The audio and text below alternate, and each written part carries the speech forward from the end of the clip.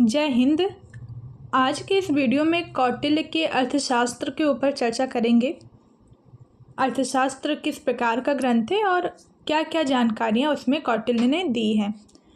तो सबसे पहले कौटिल्य के बारे में कुछ जानकारी ले लेते हैं। कौटिल्य को चाणक्य और विष्णुगुप्त के नाम से भी जानते हैं और इनका जन्म तक्षशिला के चड़ गाँव में हुआ था। एक मान्यता है कि चड़ गांव में इनका जन्म होने के कारण कौटिल्य को चाणक्य कहा गया है और उनको चाणक्य कहने के पीछे दूसरा मत भी दिया जाता है, वो ये कि इनके पिता का नाम चड़क है, तो पिता का नाम चड़क होने के कारण भी कौटिल्य को चाणक्य कहते हैं। चाणक्य का गोत्र कुटिल है और इनकी गोत्र के नाम पर ही अर्थात गोत्र के आधार पर ही चाणक्य को कौटिल्य की संज्ञा दी गई। मतलब कि कुटिल गोत्र था तो कुटिल के नाम पर ही, कुटिल के आधार पर ही इन्हें कौटिल्य कहा गया है। पुराणों में कौटिल्य को द्विज कहा गया है, जिसका मतलब होता है विद्वान या फिर एक श्रेष्ठ ब्राह्मण। और इन्हें भारत का मैकियावेली भी कहा जाता है। मैकियावेली एक इटली के विद्वान थे, इटली से संबंधित थे, जिन्होंने द प्रिंस नामक पुस्तक लिखा था। तो प्रश्न बनता है कि भारत का मैकियावेली किसे कहते हैं, तो आपका आंसर होगा चाणक्य को कहते हैं या कौटिल्य को कहते हैं। आचार्य चाणक्य की तुलना पाश्चात्य विद्वान अरस्तु से भी की जाती है और अरस्तु एक यूनानी विद्वान हैं जिन्होंने पॉलिटिक्स नामक पुस्तक की रचना की थी। आचार्य चाणक्य ही वो व्यक्ति हैं जिन्होंने नंद वंश का समूल विनाश कर देने का संकल्प लिया था। इसके पीछे की कहानी ये है कि नंदवंश का जो राजा था उस समय धनानंद, वो बड़ा ही भोगी और विलासी स्वभाव का प्रवृत्ति का व्यक्ति था, राजा था, जिसे अपनी प्रजा से भी कोई मतलब नहीं था। तो ऐसे में आचार्य चाणक्य उनके दरबार में जाते हैं उन्हें सचेत करने के लिए अपने प्रजा के प्रति, अपने कर्तव्यों के प्रति। लेकिन धनानंद उनकी बात ना मानकर उनका अपमान करते हैं और चाणक्य की शिखा को पकड़कर, शिखा मतलब चोटी, तो चाणक्य की शिखा को पकड़कर उन्हें अपने दरबार से बाहर निकाल देते हैं। तभी चाणक्य ने ये निर्णय लिया था, ये संकल्प किया था कि वे धनानंद के साम्राज्य का समूल विनाश कर देंगे और एक ऐसे साम्राज्य की, एक ऐसे शासक को स्थापित करेंगे, एक ऐसे साम्राज्य की स्थापना करेंगे जो पूरे भारतवर्ष के लिए कल्याणकारी सिद्ध हो। तो ये थी आचार्य चाणक्य के विषय में कुछ जानकारी। अब उनके अर्थशास्त्र के बारे में जान लेते हैं।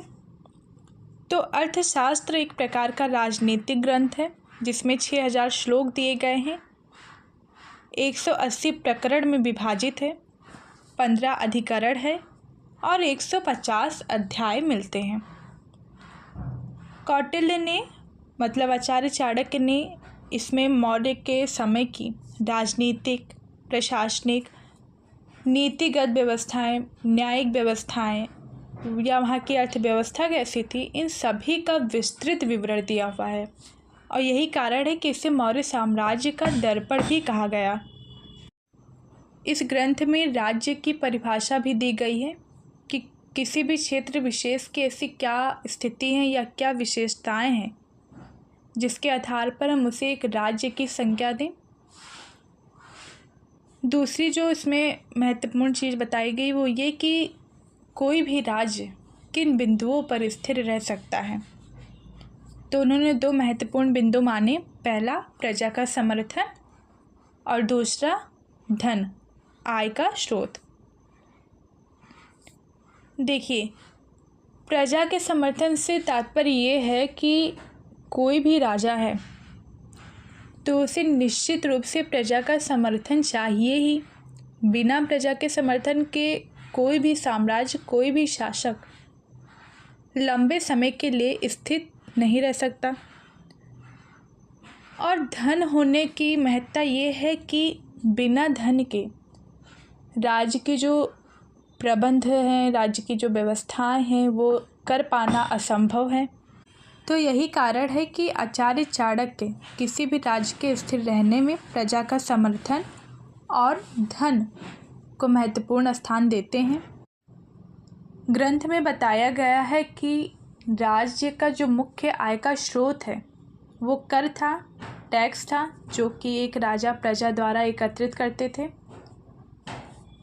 इसमें बताया गया है कि किसी भी राजा को कर कैसे एकत्रित करना चाहिए, और ये भी बताया गया है कि जो राजकीय चर्चाएं होती हैं राजा के मध्य, मंत्रिमंडलियों के मध्य, उन राजकीय चर्चाओं को गुप्त रखना अनिवार्य है, तो उसे गुप्त रखा जाए।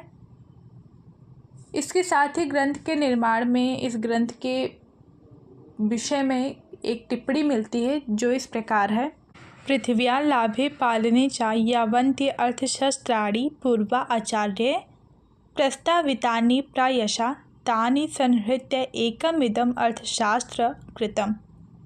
कहने का तात्पर्य ये है कि आचार्य चाणक्य से पूर्व जिन भी आचार्यों ने पृथ्वी को जीतने और पालने के उपाय बताए हैं या अपने ग्रंथ अर्थशास्त्रों की रचना की है, उन सबका सार लेते हुए आचार्य चाणक्य ने अपने ग्रंथ अर्थशास्त्र की रचना की है। अर्थशास्त्र में अमात्य, मंत्रिमंडल, राज्य अधिकारियों की नियुक्ति किस प्रकार से की जाए, या उस समय की दूत व्यवस्था कैसी थी, वहाँ की दंड व्यवस्था कैसी थी, वहाँ की न्यायिक व्यवस्था कैसी थी, इन सभी का विस्तृत विवरण हमें प्राप्त होता है। इसमें राजा के संदर्भ में भी कुछ मुख्य बातें बताई गई हैं जो कि इस प्रकार है। इसमें कहा गया है कि राजा को प्रजा हितैषी होना चाहिए, मतलब प्रजा का कल्याण करने वाला, प्रजा के हित में सोचने वाला होना चाहिए। दूसरा, उसे अपने जन का, अपने प्रजा के कल्याण का ध्यान रखना चाहिए।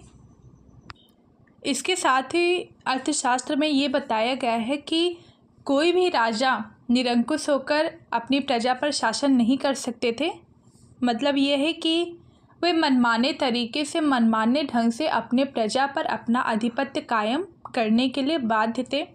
मनमाने तरीके से वे शासन नहीं कर सकते थे, और यदि राजा राज्य के हित में कोई कार्य करने जा रहा है, प्रजा के कल्याण में कोई कार्य करने जा रहा है, कोई व्यवस्थाएं बनाने जा रहा है, तो वो उस कार्य को करने से पहले मंत्रियों की सलाह ले, उनकी सहायता ले, उसके बाद ही उस कार्य को और आगे बढ़ाए। कौटिल्य अर्थशास्त्र में लिखते हैं, प्रजा सुखे सुखम राज्ञा प्रजानाम तु हिते हितम न आत्म प्रिय हितम राज्ञा प्रजानाम तु प्रिय हितम। मतलब ये है कि प्रजा के सुख में ही राजा का सुख है, प्रजा के हित में ही राजा का हित है। बिना किसी प्रजा के सुखी हुए, बिना किसी प्रजा के कल्याण हुए कोई भी राजा सुखी नहीं रह सकता। इसीलिए आचार्य चाणक्य किसी भी राजा का जो प्रमुख दायित्व है उसे प्रजा का कल्याण बताते हैं। प्रजा का कल्याण वे एक राजा का प्रमुख कर्तव्य मानते हैं। कौटिल्य के अर्थशास्त्र में मंडल सिद्धांत, चतुष्पाय सिद्धांत, षड्गुण सिद्धांत जैसे अन्य सिद्धांत भी प्राप्त होते हैं जो एक राजा की सहायता करता है उसके शासन संचालन में। अभी यदि अर्थशास्त्र के रचनाकार की बात करें, देखिए, एक मान्यता ये है कि आचार्य चाणक्य ही अर्थशास्त्र के लेखक हैं और उन्हें ही माना जाता है, लेकिन बहुत से ऐसे विद्वान हैं जिनमें इसको लेकर मतभेद है, जैसे स्टेन, जॉली, विंटरनीज, आरजी भटनागर। ये कुछ ऐसे विद्वान हैं जो कौटिल्य को अर्थशास्त्र का लेखक नहीं मानते।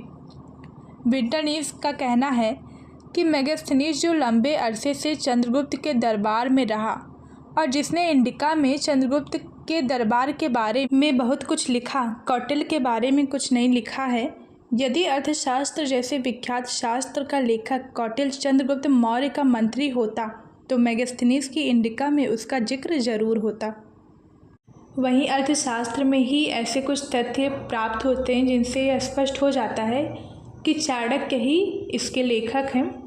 जैसे पुस्तक के अंत में कौटिल्य का उल्लेख कुछ इस प्रकार मिलता है, इस शास्त्र का प्रणयन उसने किया जिसने अपने क्रोध से धनानंद के राज्य को जीत करके शास्त्र, शस्त्र और भूमि का उद्धार किया। तो धनानंद के राज्य को समाप्त करने का संकल्प आचार्य चाणक्य ने लिया था। चंद्रगुप्त की सहायता करते हुए उन्होंने ही मौर्य साम्राज्य की स्थापना की। तो ये बात प्रमाणित हो जाता है कि आचार्य चाणक्य ने ही इस शास्त्र को, इस ग्रंथ को लिखा। दूसरा तथ्य ये है कि पुस्तक के आरंभ में कौटिल्येन कृतम शास्त्रम मिलता है और पुस्तक के अंत में इति कौटिल्ये अर्थशास्त्रम लिखा मिलता है। तो ये दोनों बातें भी इस बात को पुष्ट कर देती हैं कि आचार्य चाणक्य ही इस पुस्तक के रचयिता हैं और उन्होंने ही इस पुस्तक को लिखा। तो ये था कौटिल्य के अर्थशास्त्र के विषय में कुछ जानकारियाँ, जिसमें हमने कौटिल्य को भी पढ़ा और उनके अर्थशास्त्र को भी। तो अगर आपको वीडियो पसंद आई हो तो प्लीज़ वीडियो को लाइक, शेयर और सब्सक्राइब ज़रूर करें। Thank you for watching the video.